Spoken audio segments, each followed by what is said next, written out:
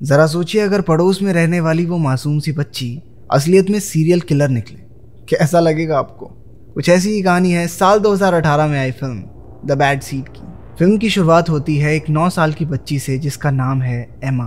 वो अपने कमरे की खिड़की से एक बिल्ली को डूबता हुआ देख रही थी। उसने पर्दा लगाया और अपने रोजमर्रा के कामों में लग गई। उसके चेहरे पर किसी तरह का दुख नहीं था। उसकी माँ की मौत हो चुकी थी और वो अपने पिता डेविड के साथ रहती थी। वो एक होशियार और अच्छी आदतों वाली लड़की थी, लेकिन ऐसा लगता है कि मानो उसमें ह्यूमन इमोशंस हैं ही नहीं। सुबह नाश्ते के समय उसने अपने पिता को बताया कि स्कूल का सिटीजनशिप अवार्ड जीतना उसका सपना है। जब वो दोनों बात कर रहे थे, उसकी मौसी एंजेला उससे मिलने आई।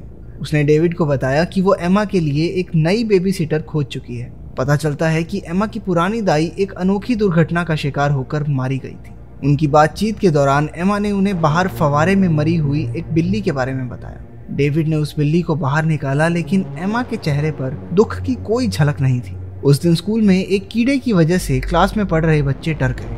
वो सभी उससे डरकर दूर हट रहे थे, लेकिन एमा ने बिना डरे एक ग्लास में उसे कैद करके खिड़की से बाहर उड़ा दिया।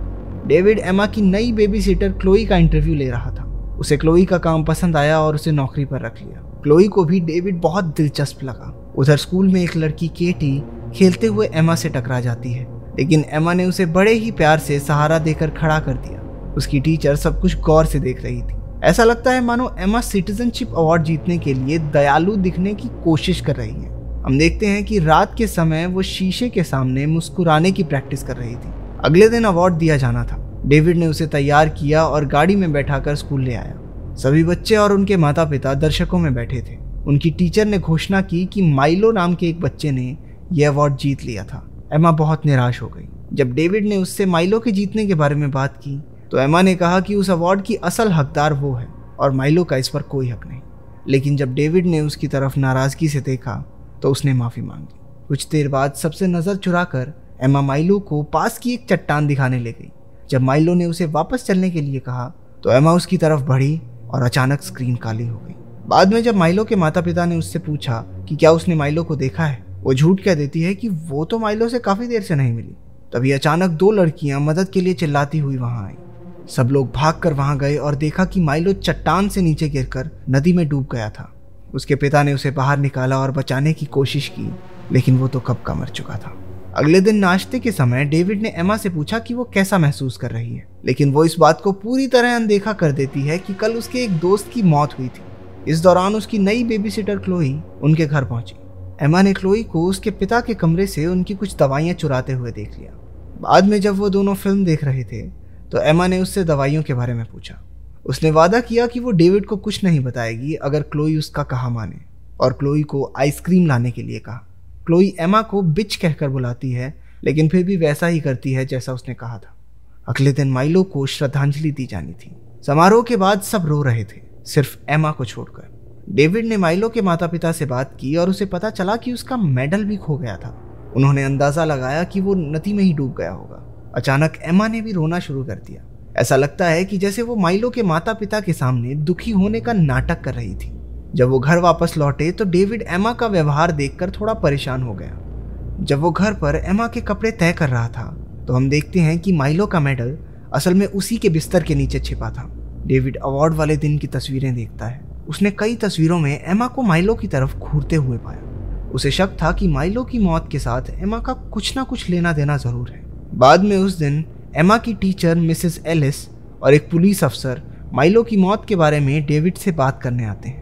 मिसेस एलिस के अनुसार किसी ने एमा को माइलो की मौत से पहले चट्टान पर उसके साथ देखा था। एमा दरवाजे के पीछे से उनकी सारी बातचीत सुन रही थी। उसने एक गुलदस्ते पर गिरने का नाटक करके जानबूझकर खुद को चोट पहुंचाई ताकि वो उन सब का ध्यान भटका दे और बात यहीं बंद हो जाए। एमा को लगी चोट को देखकर मिसेस एलिस और पुलिस अफसर वहां से चले जाते हैं। एमा की चोट पर दवाई लगाते वक्त डेविड उससे पूछता है कि क्या वो चट्टान पर माइलो के साथ थी। नहीं तो, एमा ने जवाब दिया। डेविड कहता है लेकिन मिसेस एलिस का तो मानना है कि वो वहां पर थी। ये सुनकर एमा गुस्से से भर गई और चिल्लाकर बोली कि मिसेस एलिस तो उससे नफरत करती। अगले दिन क्लोई उनके छोटे घर में गई जहां डेविड काम कर रहा था। उसने पूछा कि क्या वो वहां सिगरेट पी सकती है, लेकिन डेविड ने मना कर दिया क्योंकि उस जगह काफी सारी आग पकड़ने वाली चीजें थी। उसके बाद क्लोई एमा को सैर सपाटे के लिए घर के बाहर ले आई। रास्ते में वो दोनों माइलो के घर के बाहर मिसेस एलिस की गाड़ी को देखते हैं। वो माइलो की माँ से बात कर रही थी। क्लोई कहती है कि वो लोग एम्मा के खिलाफ एक केस तैयार कर रहे हैं। वो जानती है कि माइलो की मौत में एम्मा का कुछ तो हाथ है, लेकिन एम्मा ऐसा नाटक करती है कि वो नहीं जानती कि क्लोई किस बारे में बात कर रही है। घर वापस आकर भी उन्होंने अपनी बातचीत जारी रखी। क्लोई कहती है कि अगर उन्हें पता चल गया कि माइलो के साथ क्या हुआ था तो वो एम्मा को एक बिजली वाली कुर्सी से बांधकर करंट चालू कर देंगे। इससे एम्मा थोड़ा डर जाती है, लेकिन फिर भी वो स्वीकार नहीं करती कि उसने कुछ किया था। बाद में उस दिन क्लोई एम्मा को घर में ढूंढ रही थी जब हम देखते हैं कि घर के बाहर लगा मधुमक्खियों का छत्ता अब वहां नहीं था। दूसरी तरफ मिसेस एलिस माइलो के घर से निकलकर गाड़ी में कहीं जा रही थी। तभी एक मक्खी ने उनका ध्यान भटका दिया और दुर्घटना होते होते बची। वो फिर भी आगे बढ़ती रहती हैं और तभी कैमरा उसकी पीछे वाली सीट पर जाता है जहां हम देखते हैं कि एक बहुत बड़ा मधुमक्खियों का छत्ता वहां रखा है। एम्मा ने वो छत्ता गाड़ी में रखकर अपनी टीचर को मारने की कोशिश की थी। वहीं घर पे क्लोई को एम्मा के बिस्तर के नीचे से मेडल मिल गया। उसने वो मेडल डेविड के कमरे में एक लैंप से टांग दिया ताकि एम्मा पकड़ी जा सके। डेविड अपने बाथरूम में था जब एम्मा उसके कमरे में आई और वहां टंगा वो मेडल देख लिया। उसने जल्दी से मेडल लैंप से उतारकर अपने पीछे छुपा लिया, लेकिन तब तक डेविड उसे देख चुका था। वो एम्मा को उसके कमरे में ले जाकर पूछताछ शुरू कर देता है, लेकिन वो फिर झूठ बोलकर एक कहानी बना देती है कि खेलते समय माइलो ने खुद उसे वो मेडल दिया था। ये सब बातें अपने दिमाग से हटाने के लिए डेविड गाड़ी लेकर बाहर चला जाता है। उसे रास्ते में सड़क किनारे एक गाड़ी दिखाई देती है जिसका बहुत बुरा एक्सीडेंट हुआ था। उसने एंजेला को फोन करके एम्मा के लिए एक डॉक्टर ढूंढने के लिए कहा। डेविड को एम्मा और माइलो के बुरे सपने आने लगते हैं। अगले दिन एम्मा क्लोई से उस मेडल को डेविड के कमरे में रखने के बारे में पूछती है। तभी डेविड नीचे आकर एम्मा को साथ चलने के लिए कहता है। वो उसे माइलो के घर ले गया ताकि उसका मेडल उसकी माँ को लौटा सके। माइलो की माँ कुछ समझ नहीं पाती, लेकिन मेडल लौटाने के लिए उनका शुक्रिया अदा करती है। फिर वो उन्हें बताती है कि मिसेस एलिस की मौत हो चुकी है। मधुमक्खियों की वजह से उसकी गाड़ी का एक्सीडेंट हो गया था। डेविड हैरान रह गया और एम्मा ये कहकर रोने लगी कि मिसेस एलिस उसकी सबसे पसंदीदा टीचर थी। हालांकि घर वापस लौटते वक्त एम्मा का सारा दुख मानो कहीं गायब हो गया और वो क्लोई के साथ कुकीज बेक करने चली गई। डेविड उसके व्यवहार से काफी परेशान हो गया। बाद में जब वो घर पर काम कर रहा था तो उसने देखा कि मधुमक्खियों का छत्ता अब वहां नहीं था। उसे मिसेस एलिस की मौत के लिए अपनी बेटी पर शक हुआ। अगले दिन एम्मा की डॉक्टर मार्च के साथ पहली मुलाकात थी। उन दोनों की काफी लंबी बातचीत हुई। वहां से जाते हुए डॉक्टर मार्च ने डेविड से कहा कि उसकी बेटी किसी भी और बच्चे की तरह बिल्कुल सामान्य थी। एम्मा डॉक्टर तक को बेवकूफ बनाने में कामयाब रही। जब वो दोनों वापस घर लौटे तो डेविड ने देखा क्लोई आराम से धूप का लुत्फ उठा रही थी। वो एम्मा से बातों बातों में कहती है कि डेविड उसकी तरफ आकर्षित होकर देख रहा था। क्लोई यहाँ तक कह देती है कि हो सकता है किसी दिन वो उसकी सौतेली माँ बन जाए। ये सुनकर एम्मा को बहुत गुस्सा आया और वो उसे अपने पिता से दूर रहने को कहती है। उस रात एम्मा ने डेविड से पूछा कि क्या वो क्लोई को पसंद करने लगा है। डेविड कुछ समझ नहीं पाता। उसने डेविड से ये भी कहा कि क्लोई उसकी सौतेली माँ बनना चाहती है, लेकिन डेविड पहले ही बाहर जाने के लिए लेट हो रहा था, तो वो एम्मा को बिना कुछ ज्यादा समझाए वहां से चला गया। कुछ देर बाद क्लोई को टीवी देखते हुए कुछ शोर सुनाई दिया। वो एम्मा को ढूंढने लगी, लेकिन वो उसे कहीं नहीं मिली। उसने खिड़की से बाहर उनके छोटे घर में एक परछाई देखी। वो बाहर एम्मा को ढूंढने निकल पड़ी। जब वो उस छोटे घर में घुसी तो अचानक से दरवाजा बंद हो गया। उसने दरवाजे को खोलने की कोशिश की, लेकिन वो बाहर से बंद था और तभी वहां आग लग गई। क्लोई ने देखा कि एम्मा खिड़की से उसे देख रही थी। वो उसे चोट पहुंचाने की कोशिश करती है, लेकिन आग ने उसे अपनी चपेट में ले लिया और वो वहीं राख हो गई। जैसे ही डेविड घर पहुंचा, पुलिस वालों ने उसे बताया कि क्लोई मर चुकी है। एम्मा को भी वहां से एक पुलिस ऑफिसर के घर ले जाया गया था। डेविड उसके पास पहुंचा और उसे गले से लगा लिया। उस रात वो एम्मा के कमरे में गया। वो उसके सामने बैठा और प्यार से उससे पूछा कि क्या उसने माइलो को चोट पहुंचाई थी। वो उसे विश्वास दिलाता है कि उसकी मदद करने के लिए जो बन पड़ेगा वो करेगा, लेकिन इसके लिए एम्मा को सब कुछ सच बताना होगा। एम्मा आखिरकार मान लेती है कि उसी ने माइलो को चट्टान से धक्का दिया था। वो बहाना बनाती है कि उसका मेडल लेने के लिए माइलो एम्मा की शिकायत करने वाला था। फिर बड़े ही आराम से कह देती है कि वो ऐसा दोबारा नहीं करेगी। डेविड अंदर तक हिल गया। फिर वो एम्मा से उसकी पिछली दाई मिस लेविया के बारे में पूछता है। वो बताती है कि उसी ने मिसेस लेविया को सीढ़ियों से धक्का दिया था क्योंकि वो उसका हाथ पकड़ रही थी। वो कहती है कि मिसेस लेविया को ध्यान रखना चाहिए था, उन्होंने बहुत जोर से मेरा हाथ पकड़ा। जैसे जैसे एम्मा बोलती गई उसका गुस्सा बढ़ता गया। वो डेविड को बताती है कि उसकी टीचर मिसेस एलिस और क्लोई को भी उसी ने मारा था। वो चिल्लाने लगी कि क्लोई उसकी सौतेली माँ बनने की कोशिश कर रही थी। डेविड को यकीन नहीं हो रहा था कि उसकी छोटी सी बेटी इतने भयानक अपराध कर सकती है। अगली सुबह एक पुलिस ऑफिसर ने डेविड को फोन करके बताया कि वो एमा से मिलना चाहते हैं, लेकिन डेविड बहाना बना देता है कि अभी वो बीमार है। वो क्लोई के साथ कुछ दिनों के लिए अपने एक दूसरे घर में चला गया। वहां पर उनके सिक्योरिटी गार्ड ने उनका स्वागत किया। शाम के समय पुलिस अफसर ने डेविड को फोन करके बताया कि वो आग जानबूझकर लगाई गई थी, लेकिन अभी वो ये नहीं जानते कि ये किया किसने।